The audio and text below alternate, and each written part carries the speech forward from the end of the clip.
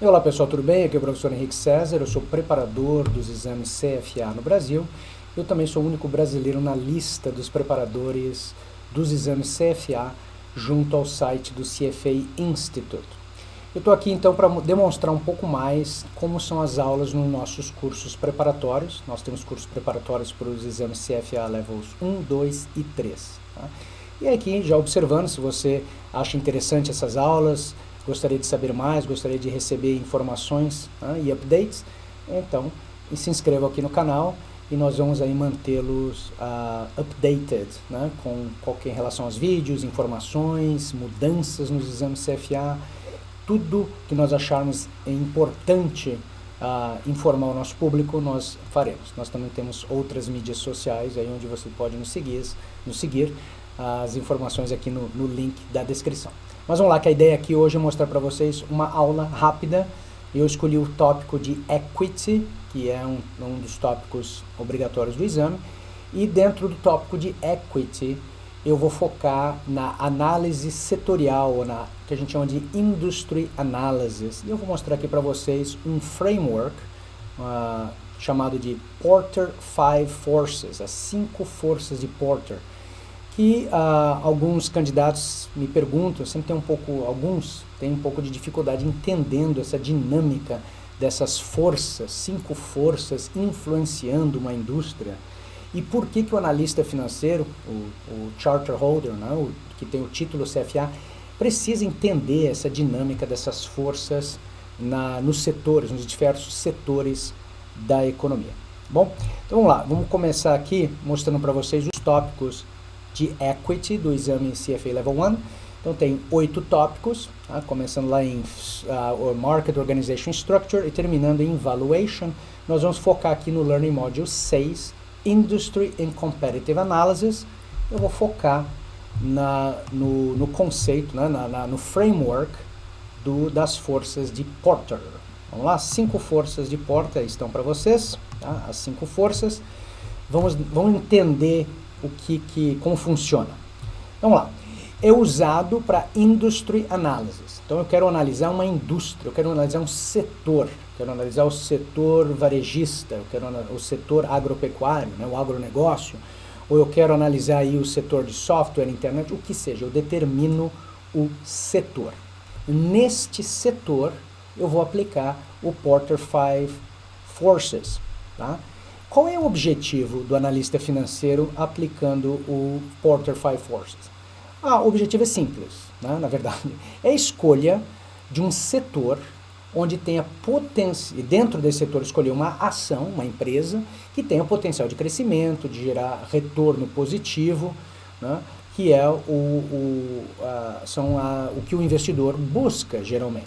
Tá? Então o analista financeiro, antes de fazer uma recomendação, precisa fazer um estudo do setor. Não adianta só estudar a empresa. A empresa, eu faço um valuation na empresa, acho que a empresa está excelente, o balanço patrimonial maravilhoso, uma demonstração de resultado outstanding, um cash flow mágico, mas numa indústria que não tem um futuro promissor. Eu sempre brinco assim, imagina uma empresa que fabrica o melhor videocassete do mundo, acabou essa indústria, friends. Então a empresa pode ser a melhor se a indústria não existe mais ou não tem perspectiva de crescimento, não adianta você investir numa empresa que ali está. Então essa é a ideia do análise do Porter 5 Forces, é identificar as indústrias onde nós podemos encontrar empresas que têm um potencial de retorno bom para o investidor. Vamos ver como é que isso é feito. Primeiro, nós temos 5 forças, Vamos ver quais são elas. Primeiro são as forças de barganha, bargain forces. Nós temos 2, bargain force suppliers, fornecedores, e bargain force do buyers, que são os consumidores. Barganha, capacidade de negociar. Se o fornecedor tem o poder de barganha, ele é capaz de negociar melhor para si e pior para a empresa. Então imagina uma empresa que está numa indústria onde os fornecedores têm poder. Que poder seria esse? Seria, por exemplo, um material específico que só um ou dois fornecedores podem fornecer para a empresa, para aquela indústria. Tá? Ora, se esse é o caso, esses fornecedores têm poder, né, poder aí de negociação. Eles podem determinar os prazos que melhor lhe convém, o preço que melhor lhe convém, e as empresas que estão nessa indústria são obrigadas a aceitar, porque não tem outra opção. Isso que chama-se bargain forces dos fornecedores. E o bargain forces dos compradores? Aí seria, por exemplo, uma indústria onde o consumidor consegue negociar o preço. A empresa não tem, né, aquele poder de determinar o preço e o consumidor aceitar. Então imagine aí um consumidor que consegue negociar melhor seus preços, né, ou se não, parte para um substituto, por exemplo. Tá? Então essa indústria onde a empresa está inserida, se essa indústria for uma indústria, por exemplo, varejista, né, onde tem muitos consumidores e várias empresas competindo, o consumidor tem um poder de barganha. Tá? Então, o que é e como que nós analisamos esse poder de barganha no olho do investidor? Olha, eu não quero investir numa indústria onde a empresa que eu vou comprar a ação não tenha poder para precificar o produto ou serviço e não tenha poder para negociar a seu favor os prazos de pagamento e o preço, o custo dos insumos de produção. Tá? Isso dificulta o crescimento da empresa. Então, uma empresa que está numa indústria onde tem um poder de barganha dos fornecedores e dos consumidores muito alto, essa empresa não tem muita chance de crescer comparado com uma empresa que está numa indústria, um setor, onde não existam essas duas forças. Okay? Então, vamos para o próximo, então, para ver se faz mais sentido. A terceira força é a força dos substitutos. Então, se eu estou analisando uma indústria, né, e nessa indústria, cuidado com substitutos. Tá? Substitutos não necessariamente são da mesma indústria, pode ser um substituto de uma indústria paralela, onde o consumidor consiga ver o mesmo benefício, né, do produto ou do serviço. Tá? Então, realmente, o substituto não é um competidor direto, o substituto pode ser algo aí, um competidor. Eu dou um exemplo, por exemplo, isso é um caso até de história de finanças, né, do mundo corporativo, que era da empresa DuPont, tá? Empresa aí chemical, né, da DuPont também, várias contribuições na área financeira.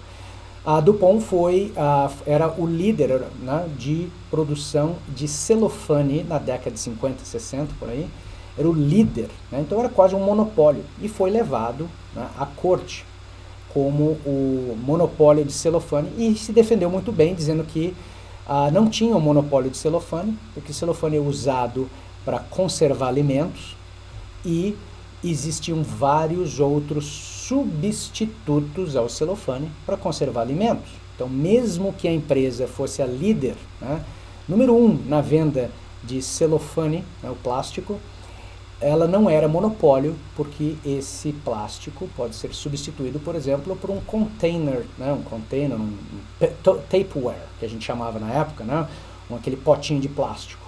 É um substituto. E com esse argumento, defendeu-se muito bem e não foi considerado um monopólio. Por que eu estou usando esse exemplo aqui? Eu estou usando um exemplo onde temos um substituto que não é necessariamente um competidor na mesma indústria. Nós temos aí uma empresa na área química, né, produzindo um produto, celofane, né, e temos um substituto para esse produto, que é o Tupperware, que é feito por uma indústria que não é uma indústria química, por exemplo, é um outro setor. Então esse é um exemplo do substituto, mas o substituto é um substituto. Então, se eu estou analisando um setor, uma indústria, e as empresas que ali estão, se existem substitutos para esses produtos ou serviços aqui dessa indústria, realmente fica difícil investir nas empresas que ali estão, porque não tem ameaça, né, de substitutos e, consequentemente, limita as vendas, a receita não cresce, a empresa não cresce tão rápido ou tanto quanto esperado. Então, é uma força dos substitutos, é uma força muito grande que tem que ser analisada. Na mesma ideia, nós temos a força dos new entrants, aí sim, competição direta. É uma indústria que aceita competidores, que facilita, é fácil para alguém, né, para uma outra empresa ali entrar naquela indústria? Se sim, ela vai o quê? Dividir o lucro das empresas que ali estão. E eu, como investidor de alguma empresa que ali está naquela indústria, vou sofrer com isso. Que quanto mais new entrants, mais divisão de lucro e menos dividendos, por exemplo, para o investidor. Tá? New entrants. Por isso que nós chamamos aí de barreiras, né? Uma indústria, nós temos que analisar as barreiras de entrada para essa indústria. Se tem barreiras de entrada alta, quer dizer, os competidores são difíceis para o competidor ali entrar, aí fica então mais promissor investir numa empresa que está dentro dessa indústria. Essa é a ideia. Okay? Então nós temos aqui 4 forças, né? As barganhas, forças de barganha do fornecedor, do consumidor, também temos aí a força dos substitutos e a força dos competidores diretos, new entrants. E aí, sumarizando isso, nós temos a força de rivalry, que é a rivalidade entre as empresas que estão dentro dessa indústria. Se nós tivermos uma rivalidade muito grande, uma competição muito grande entre elas, o consumidor pode se beneficiar muito com isso, mas o investidor, aquele que comprou a ação de uma dessas empresas, não necessariamente vai se beneficiar. Dou um exemplo aqui, por exemplo, uma rivalidade muito grande pode levar ao que a gente chama de guerra de preços, né? Price war, onde uma empresa abaixa o preço, a outra baixa, fica baixando o preço até... Quem ganha com isso é o consumidor, mas quem perde com isso é o investidor, porque o investidor quer que a empresa aumente as receitas, aumente o lucro, tá? Para consequentemente aumentar o valor da ação e os dividendos que ali serão recebidos. Okay? Bom, então é isso aí. Sumarizando, são 5 forças de Porter, são as importantes de investimento em uma indústria. Escolher a indústria e aí escolher as ações que ali estão. Tá? Esse aí faz parte do processo de top-down, né, onde a gente começa analisando os fatores macroeconômicos para escolher um mercado, escolhemos esse mercado, fazemos uma análise na indústria setorial, né, usando esse framework de Porter, por exemplo, selecionamos as indústrias mais promissoras para o investidor e dentro dessas indústrias escolheremos aí as ações, as empresas que ali estão. Isso chama-se top-down approach, né, investing approach. Ok? Bom, é isso, pessoal. Isso era para vocês terem uma ideia mais ou menos como é uma das nossas aulas, como que nós explicamos esse material. Veja bem que o material é em inglês, mas nós estamos lhe explicando em português. Tá? Esse é um dos diferenciais dos nossos cursos. Nós explicamos todo o material em português, porque facilita depois a leitura do conteúdo em inglês e também a resolução das questões de prática, para praticar para os exames. Exames oficiais realmente, né, no dia do exame, quando for fazer. Tá bom?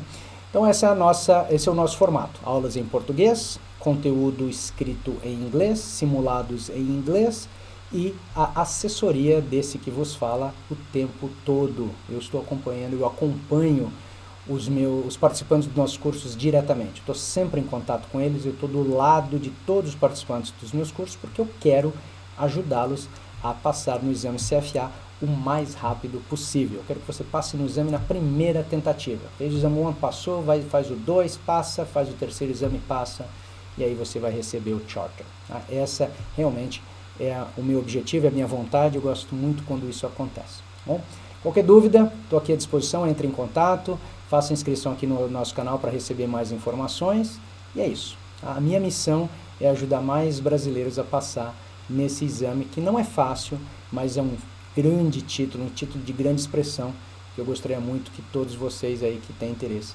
conseguissem tê-lo. Bom, estou ficando por aqui, meu nome é Henrique César, eu sou preparador dos exames CFA aqui no Brasil.